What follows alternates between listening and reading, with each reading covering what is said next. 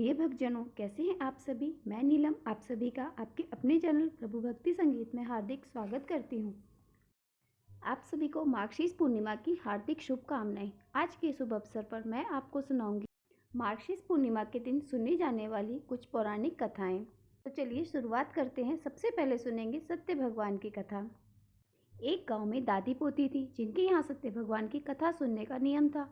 एक कलश में जल भरकर और फूल रखकर वह कहानी कहा करती थी। सत्य भगवान का नाम लेकर अर्घ दिया करती थी। एक दिन जब पोती अपने ससुराल वापस जाने लगी तब दादी ने उसे केवल एक कलश में जल भरकर कुछ फूल रखकर दे दिया और इसके अलावा कुछ भी नहीं दिया। कहने लगी, बेटी, कहानी के नियम कभी भी मत छोड़ना। पोती ने दादी की बात मानी और ससुराल के लिए चली गई। रास्ते में चलती जाती और पछतावा भी करती जाती कि ससुराल में सभी पूछेंगे अपने मायके से क्या लाई हो, तब मैं क्या बताऊंगी। पोती के मन की बात सत्य भगवान ने सुन ली और सत्य भगवान सोचने लगे, इसका संकट मिटाना चाहिए। इधर पोती रास्ते में एक जगह जाकर कहानी कहने लगी और अर्घ देने लगी।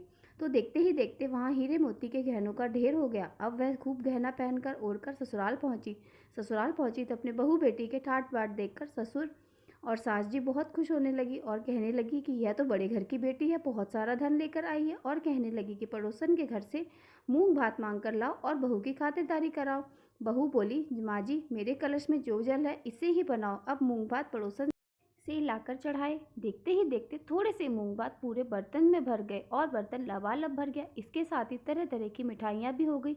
अब सासू माँ अपने बहू से कहने लगी, बहू आओ और भोजन कर लो। तब बहू कहने लगी, सासू माँ, आपने तो भोजन नहीं किया तो मैं भला कैसे पहले कर लूँ।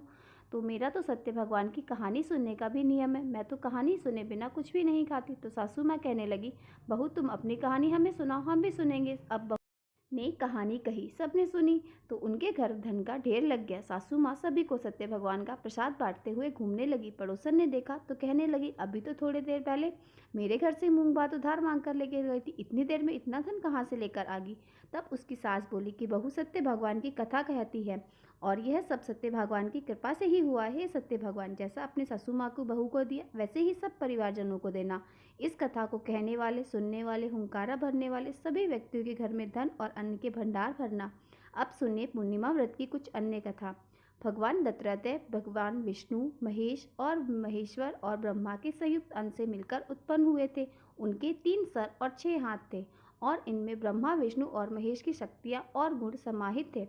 सतयुग की बात है। एक बार देवर्षि नारद जी पृथ्वी पर भ्रमण करके भगवान शंकर, विष्णु और ब्रह्मा जी से मिलने स्वर्ग में गए, किंतु उनकी भेंट वहां त्रिदेवों से किसी से नहीं हुई और महर्षि त्रिदेवी की अर्थात तीनों देवों की पत्नियां देवी लक्ष्मी, सरस्वती बैठी हुई थी वहां पर।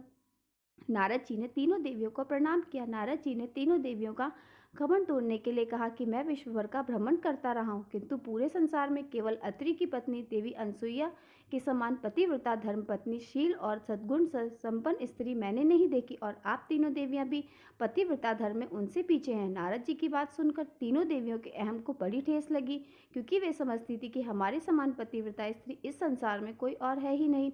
तब नारद जी वहां से चले गए, जिसके बाद त्रिदेव वहां पर आए और उनको सती अनसुईया का पतिव्रता धर्म भ्रष्ट करने के लिए कहा गया। तब विवश होकर तीनों देव देवी अनसुईया का पतिव्रत धर्म को भंग करने के लिए पृथ्वी लोक पर आ गए।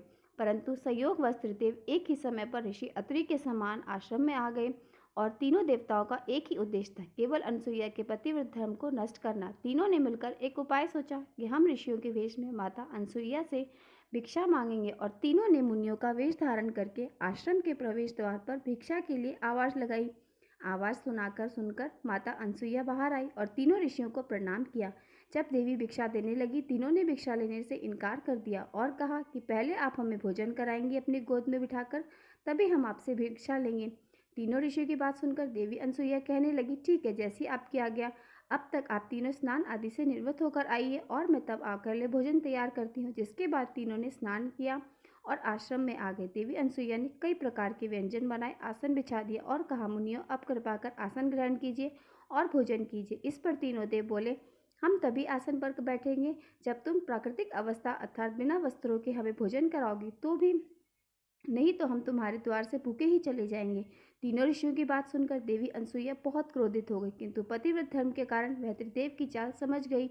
जिसके बाद देवी अनसुईया ने अपने पतिव्रता ऋषि अत्रि के चक्र चरणोदक को त्रिदेव के ऊपर छिड़क दिया, जिससे त्रिदेव तीनों के तीनों देव शिष्यों का रूप धारण करके तब जानकर उनकी शर्त के अनुसार अनसुईया ने कपड़े उतारकर उन्हें स्तनपान कराया और स्तनपान कराने के बाद तीनों बालकों को अलग अलग पालने में भी सुला दिया और उन्हें सुला झुलाने लगी। बहुत समय बीत जाने के बाद उधर स्वर्गलोक में जब त्रिदेव नहीं पहुंचे, तीनों देवियां चिंता हो गई और उन्हें खोजती हुई माता अनसुईया के आश्रम में पहुंची।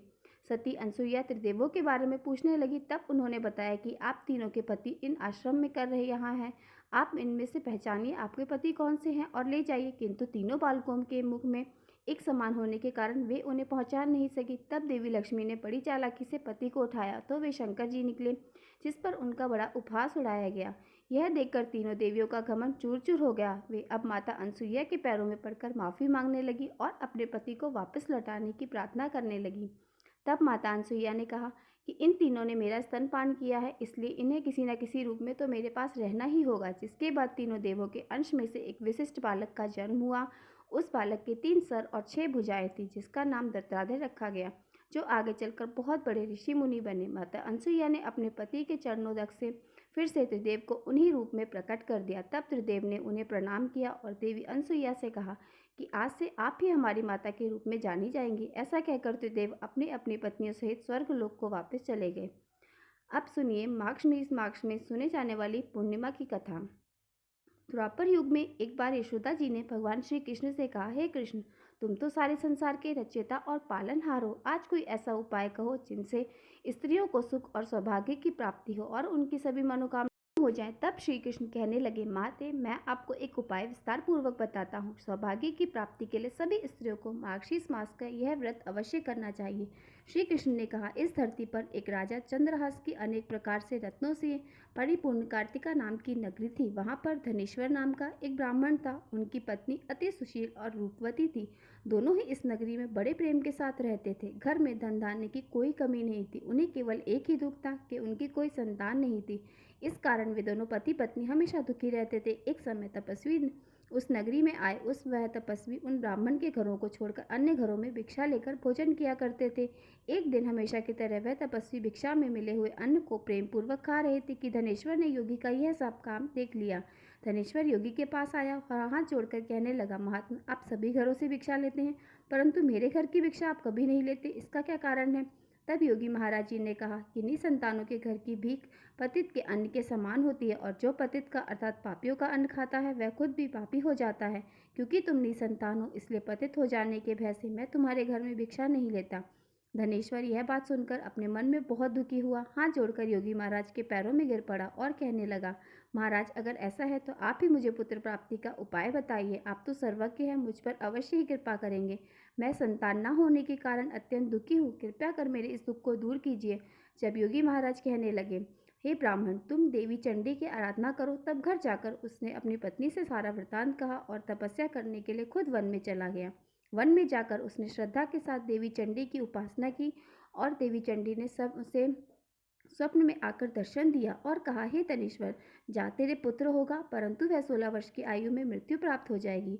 अगर तुम दोनों पति पत्नी मिलकर मार्गशीर्ष पूर्णिमा व्रत सहित 32 पूर्णिमासियों का व्रत विधि पूर्वक करोगे तो तुम्हारा पुत्र दीर्घायु प्राप्त होगा।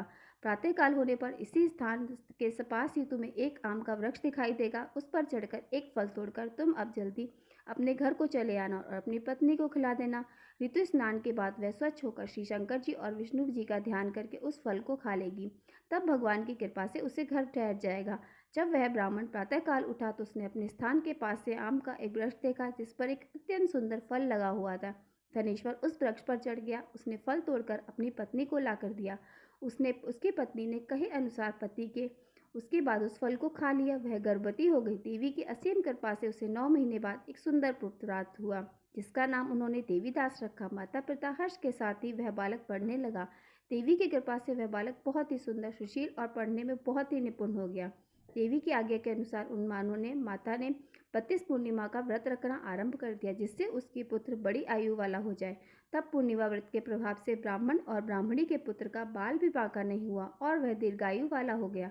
उसका विवाह होने पर भी वह अपनी पत्नी के साथ मिलकर पूर्णिमा का व्रत रखने लगा और सच्चे मन से भगवान विष्णु, भगवान शिव और देवी चंडी की उपासना करने लगा। भगवान श्री कृष्ण कहते हैं कि हे माते, 32 पूर्णिमा के व्रत के प्रभाव से धनेश्वर पुत्रवान हो गया। जो भी स्त्रियां इस व्रत को रखती हैं वे जन्म जन्मांतर में वैभव का दुख नहीं भोगेंगी और सदैव सौभाग्यवती रहेंगी। यहाँ पर ये कथा संपूर्ण होती है। अब हम एक और कथा सुनेंगे। अमावस्या और पूर्णिमा दो नात बहनें थी। किसी देश में एक राजा रहता था। उनके 2 बेटे और 2 बेटियां थी। बड़ी बेटी का नाम अमावस्या और छोटी का नाम पूर्णिमा था।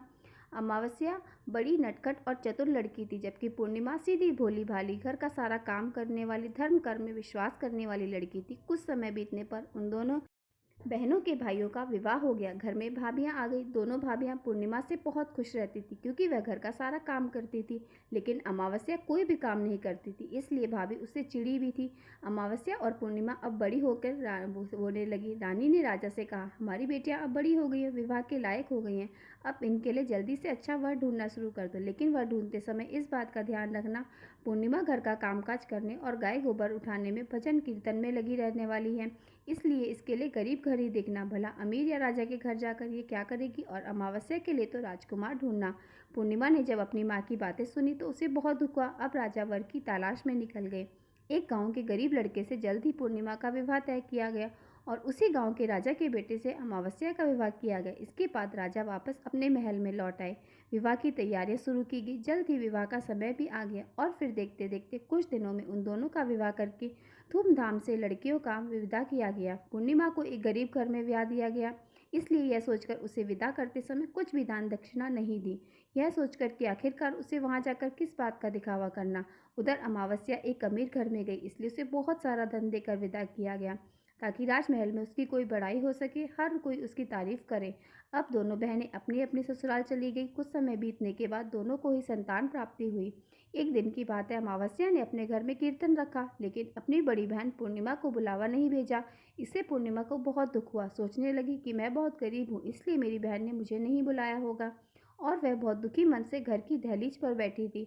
इधर नगर की बाकी औरतें कीर्तन में खूब सज धज कर जा रही थी। पूर्णिमा को अपने ही घर की दहलीज पर बैठे देख औरतें कहने लगी, पूर्णिमा तुम नहीं चलोगी क्या। तो पूर्णिमा बोली, मुझे तो बुलावा नहीं आया, इसलिए मैं नहीं जा सकती। उसकी बात सुनकर सभी औरतें कहने लगी, अरे पूर्णिमा, तुम तो बहुत अच्छा भजन कीर्तन करती हो, इसलिए तुम हमारे साथ चलो। पूर्णिमा बहुत भीली थी, भोली भाली थी। उन सब के कहने पर वह उनके साथ चली गई। उनके घर की दहलीज पर देखते ही उसकी अमीर बहन अमावस्या तो बहुत क्रोधित हो गई और गुस्सा करते हुए कहने लगी, जब मैंने तुझे बुलाया नहीं तो फिर तू मेरे घर क्यों आई हो। लेकिन ठीक है, अब आ ही गई है तो चुपचाप एक कोने में बैठ जा और कुछ देखना, बोलना नहीं। बहन के इस व्यवहार से पूर्णिमा को बहुत दुख हुआ। उसने अपने आप को कोसते हुए वह भगवान को याद करने लगी और कहने लगी, भोलेनाथ, इसमें मेरी क्या गलती है कि मेरा विवाह एक गरीब घर में हुआ। मैंने तो हमेशा आपकी पूजा की, आप कब तक मेरी परीक्षा लेंगे। भजन कीर्तन पूरा हो गया। इसके बाद सभी औरतें प्रसाद लेकर अपने घर को जाने लगी।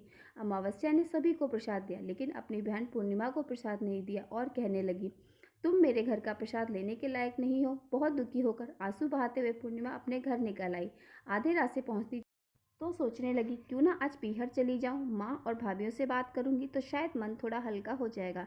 ये सोचकर वह पहले अपने घर गई, पति और बच्चों को भोजन कराया, फिर आज्ञा लेकर सुबह जल्दी लौटने का कहकर वह अपने पीहर के लिए निकल गई। रास्ते में तुलसी माता का एक चबूतरा आया। वहां पर एक बूढ़ी माँ बैठी हुई थी। उसे देखकर पूर्णिमा से कहने लगी, बेटी, मेरा चबूतरा बहुत गर्म हो रहा है, मुझे बैठने में दिक्कत हो रही है, क्या तुम 2 बाल्टी लाकर मेरे चबूतरे पर डाल दोगी। ऐसा कहने से चबूतरा ठंडा हो जाएगा, मुझे भी थोड़ी ठंडक मिलेगी। पूर्णिमा ने बहुत खुश होकर 2 बाल्टी पानी लाकर वहां डाल दिया। ठंडक मिलते ही बूढ़ी माई ने उसे खूब भर भर के आशीर्वाद दिया।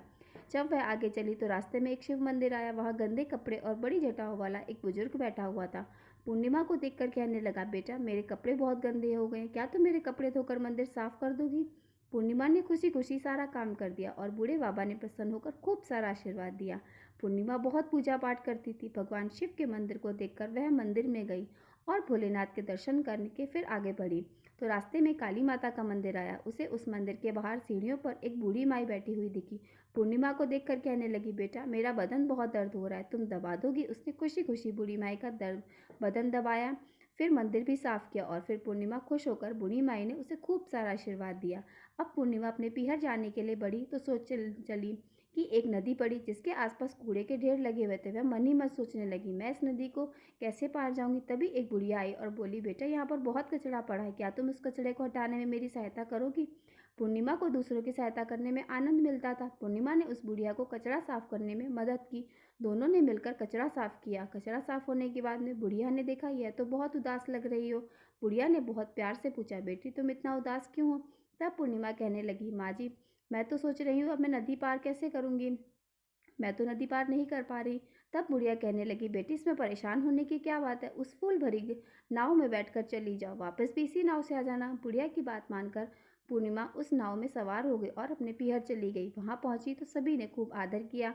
उसने भाभीियों का सारा काम किया और फिर भाभियां उससे बहुत खुश हो गई। अब उसने वापस ससुराल जाने की आज्ञा ली तो भाभी कहने लगी, पूर्णिमा तुम मेरी ये सुंदर साड़ी पहन लो और श्रृंगार करके अपने ससुराल जाओ। दूसरी भाभी ने उसे थैला पकड़ाया और कहने लगी, पूर्णिमा इसे तुम अपने ससुराल जाकर ही खोलना। वह थैला लेकर खूब सज धज कर अपने ससुराल के लिए निकल गई। वापस गई तो नदी पड़ी। उसी नाव फूलों की नाव में बैठकर उसने वह नदी पार कर ली। जब आगे जाने लगी तो फिर बुढ़िया मिली। बुढ़िया बोली, बेटा मुझसे मिलकर नहीं जाओगी क्या तुम पूर्णिमा? तो पूर्णिमा बोली, थोड़ी देर के लिए वहां रुक जाती हूँ। बुढ़िया से बात करने लगी। जाते हुए बुढ़िया ने उसे एक थैला पकड़ाया और कहने लगी, बेटा यह तो मेरे किसी काम का नहीं है, तुम रख लो इसे और इसे अपने ससुराल में जाकर ही खोलना। आगे चली तो काली माता का मंदिर आया। वहां पर बैठी बुढ़िया कहने लगी, बेटी अकेले अकेले वापस जा रही हो, मुझसे नहीं मिलोगी? तब उसने बुढ़िया के पैर छुए, उन्होंने प्रणाम किया। बुढ़िया ने उसे खूब आशीर्वाद दिया और उसे एक थैला पकड़ा दिया। साथ ही कहा, बेटा इसे घर जाकर ही खोलना। थोड़ा और आगे बढ़ी तो फिर वही शिव मंदिर आया। वहां बैठे बूढ़े बाबा ने उसे खूब आशीर्वाद दिया और थैला पकड़ाया। इस प्रकार अपने हाथ में बहुत सारे थैले लेकर वह जब बढ़ी तो तुलसी माता के चबूतरे पर बैठी बूढ़ी माई बोली, बेटा मुझसे मिलकर नहीं जाओगी, इस तरह चुप चुप निकल कर जा रही हो, मिलकर नहीं जाओगी क्या? पूर्णिमा बोली, नहीं माँ जी ऐसी कोई बात नहीं है। उसने बूढ़ी माई के पैर छुए, पैर दबाए, फिर उनका आशीर्वाद लेकर उसने भी एक थैला दिया। वह सारे थैले लेकर अपने घर पहुंच गई। सबसे पहले उसने भाभी का दिया हुआ थैला खोला तो उसमें बच्चों और पति के लिए नए नए कपड़े और घर खर्च के लिए कुछ रुपए निकले, जिसे देखकर ससुराल के लोग बहुत खुश हो गए। दूसरा थैला खोला तो उसमें गंगा माता ने जो दिया था उसमें बहुत सारा सोना चांदी देखा तो सभी बहुत खुश हो गए। गंगा माता का धन्यवाद किया उसने। फिर तीसरा थैला खोला जो उसने काली माता ने दिया था। जब उसे खोला तो उसमें बहुत सारे गहने आभूषण थे सोने चांदी के। सबने मिलकर काली माता का आशीर्वाद धन्यवाद किया। चौथा थैला बाबा का खोला तो उसमें ढेर सारी धन संपत्ति और भर भर के सुख भरा हुआ था। अब पूर्णिमा के पास किसी भी चीज़ की कोई कमी नहीं रही। वह अपनी बहन अमावस्या की तरह खूब धनवान और सुखी हो गई। पांचवा थैला खोला तो उसमें तुलसी माता का दिया हुआ था। उसमें बहुत सारा आशीर्वाद, गहने और सुख भरा हुआ था। यह सब पाकर उसने तुलसी माता को भी धन्यवाद किया और वह अब गरीब नहीं रही। पूर्णिमा ने भी जल्दी ही अपने घर में कीर्तन रखवाया और उसने अपने नगर की महिलाओं को कीर्तन का बुलावा भेजा। साथ ही अपनी बहन अमावस्या को भी बुलाया। कीर्तन का दिन आया तो सभी कीर्तन करने के समय पर पहुंच गए। अमावस्या अपनी बहन पूर्णिमा को घर देखने की इच्छा से आई कि वह तो गरीब है, कहाँ से कीर्तन करेगी। वहां पहुंची तो वहां का ठाट बाट देखकर वह हैरान हो गई और पूछने लगी, बहन कल तक तो तुम्हारे घर कुछ नहीं था, आज इतना सारा कहाँ से आया? पूर्णिमा बहुत भोली वाली थी, उसने सारी बात बता दी। अमावस्या के मन में लालच भर गया। वो अपने पति की आज्ञा लेकर अपने पीहर चल दी और उसी की तरह चली जैसे पूर्णिमा की चली थी। तब आगे चलकर उसे को तुलसी माता का चबूतरा मिली। वहाँ एक बुढ़िया बैठी थी, उससे वही बात कही। अमावस्या बोली, मेरे नए वस्त्र रखे हैं, यह वस्त्र खराब हो जाएंगे और मैं तुम्हारी कोई सहायता नहीं करूंगी। ऐसा कहकर वो आगे चलेगी। शिव मंदिर के पास एक बड़ा बूढ़े बाबा बैठे थे। उसे देखकर भी उसने वही बात बोली कि मैं तुम्हारा काम नहीं करूंगी, मैं गंदी हो जाऊंगी, मेरे कपड़े गंदे हो जाएंगे। ऐसा कहकर वह गुस्से में आगे बढ़ गई। आगे पहुंची तो काली माता के मंदिर पर एक बूढ़ी माई बैठी हुई थी। उससे भी अमावस्या कहने लगी, मैं किसी के पैर नहीं दबा सकती। ऐसा कहकर वह फिर आगे बढ़ गई। आगे बढ़ी तो नदी पड़ी। नदी के पास पहुंचकर बूढ़ी माई मिली, जिसने अमावस्या से नदी के आसपास का कचरा साफ करवाने में मदद मांगी थी। सुनकर अमावस्या क्रोधित हो गई और कहने लगी, मैं कोई कचरा उठाने वाली नहीं हूँ, तुम मेरे सामने से हटो। ऐसा कहकर वह वहां से चली गई और खड़ी हुई फूलों की नाव में बैठ गई। जैसे ही अमावस्या उस फूल वाली नाव में बैठी, उसके सारे फूल कांटों में बदल गए। देखते ही देखते उसके शरीर में चुभने लगे। उसे बहुत जोर से दर्द होने लगा और वह लहूलुहान हो गई। जल्द ही नाव से उतरकर वह अपने घर पहुंची। भाभीियों ने जब अमावस्या का इस हाल में देखा, उससे पूछा। फिर जल्दी ही उनका माथा ठनका कि ये यहाँ क्या करने आई है। उसने भाभीियों को किसी भी काम में हाथ नहीं बटाया, किसी से ठीक से बात नहीं की। अगले दिन जब वापस जाने लगी अपने ससुराल के लिए तो भाभीियों से बोली, मुझे सीख में आशीर्वाद भी नहीं दोगी क्या? भाभियाँ बोली, ठीक दीदी, आप तो बहुत नाजुक है, आप भारी वजन उठाकर कैसे जाओगे? आप जाइए, हम आपके घर पहुंचा देंगे। तब खुश होकर आगे निकल गई। आगे नदी पार करी तो बूढ़ी माई से बोली, तुम मुझे कुछ नहीं दोगी क्या? तो बूढ़ी माई कहने लगी, बेटी मैं तो सबको देती रहती हूँ, तुम घर जाओ, मैं तुम्हारा सामान तुम्हारे घर भिजवा दूंगी। इसी तरह बूढ़े बाबा मिले तो उनसे भी इसी प्रकार कहा, तो हम तुम्हारा सामान घर पहुंचा देंगे। सुनकर वह बड़ी खुश हुई और अपने घर आ गई और सामान का इंतजार करने लगी। जैसे ही घर पहुंची उसने देखा उसके आंगन में 5 थैले रखे हैं। वह बहुत खुश हो गई और उसने सोचने लगा कि अब मेरी बहन से अधिक धन्यवान हो जाऊंगी। जैसे ही उसने पहला थैला खोल कर देखा, किसी में कीड़े करकट, किसी में मकोड़े, कीड़े, सांप और किसी में मिट्टी, कंकड़, पत्थर आदि भरे हुए थे। ये देखकर बहुत दुखी और निराश हो गई। फिर वापस जल्दी अपनी बहन पूर्णिमा के घर आई, उसे सारी बात बताई। बात सुनने के बाद पूर्णिमा अपनी बहन से बोली, तुम्हें रास्ते में जितने लोग मिले उन सबकी सेवा करनी चाहिए थी। बिना कर्म और सेवा के कुछ नहीं मिलता। यह सुनकर बहुत शर्मिंदा हुई। अपनी बहन को निराश और दुखी देखकर उसकी बहन पूर्णिमा कहने लगी कि बहन, तुम अपने जीवन में 3 बातों को सदा याद रखना। अमावस्या की पूछने पर उसने बताया कि ईश्वर के लिए सदैव दया मांगो, सभी के लिए सुख संपत्ति मांगो और भगवान भोलेनाथ के मंत्र का जप करते रहो। इससे तुम्हारे जीवन के सभी सुख दर्द और सभी कष्ट नष्ट हो जाएंगे और तुम्हारे मन को शांति मिलेगी। इसके साथ ही तुम भरपूर आशीर्वाद भी मिलेगा। तब अपनी बहन के कहे अनुसार उसने भी इसी बात का सदा जीवन में ध्यान रखा और वह भी दूसरे लोगों की सहायता करने लगी। आशा करती हूँ आपको आज की कथाएं पसंद आई होंगी। अगर ये कथाएं पसंद आई तो वीडियो को लाइक और मेरे साथ जुड़े रहने के लिए चैनल को सब्सक्राइब जरूर कर लें। जय श्री कृष्ण।